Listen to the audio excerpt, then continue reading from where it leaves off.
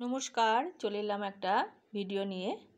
আজকে পকুর লোমগুলো একটু হালকা কাটিং করব, সেই ভিডিওটাই আমি আপনাদের সঙ্গে শেয়ার করব। পকুর লোম আমি এর আগেও কেটেছি, সেই ভিডিওটাও আমি আপনাদের সঙ্গে শেয়ার করেছি। তাই ভাবলাম যে না, আরেকবার আপনাদের সঙ্গে এটা শেয়ার করি, তাই শেয়ার করছি। এদের লোমের গ্রোথটা এতটাই বেশি হয়, খুব বেশি ওদের সামনে, বিশেষ করে চোখের সামনেটা খুব তাড়াতাড়ি করে ঢেকে যায়। ওই জন্য আমি একটুখানি হালকা হালকা করে কাটিং করি। বডিতে খুব একটা কাটিং করি না, সামনেটা একটুখানি গোপের কাছটা, চোখের সামনেগুলো হালকা হালকা কেটে দিই।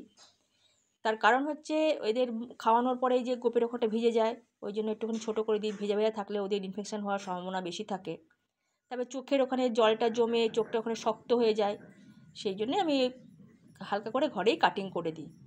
বডিতে বেশি কাটি না, কারণ এদের তো লোমেই সৌন্দর্য। আমার পুকু দেখুন কেমন চুপটি করে দাঁড়িয়ে আছে, ও জানে মা এখন কাটিং করছে, এখন নড়নচড়ন করা যাবে না, ওই জন্য তো উপরে উঠিয়ে দিয়েছি। নিচে থাকলে কিছুতেই কাটতে দিত না। দাঁড়াও মা, হয়ে গেছে। বডিগুলোতে হালকা হালকা করে একটু সমান করে দেব, আর এই চোখটা পোষা করে দিলাম, আর গোপটা। এই দেখুন কত লোম বেরোলো, কতটা হালকা হলো বডিটা, দেখেছেন? এটা একটু ওরা আরামও পাবে। হ্যাঁ, শরীরটা অনেকটা হালকা হয়ে গেল। মুখের সামনেটা একদম ঝাঁকড়া হয়েছিল। জাস্ট একটুখানি এই সামনে দিকগুলো হালকা হালকা করে একটু সমান করে দিই। হয়ে গেছে। তুমি জিভ বার করছো কেন মা? হয়ে গেছে তো।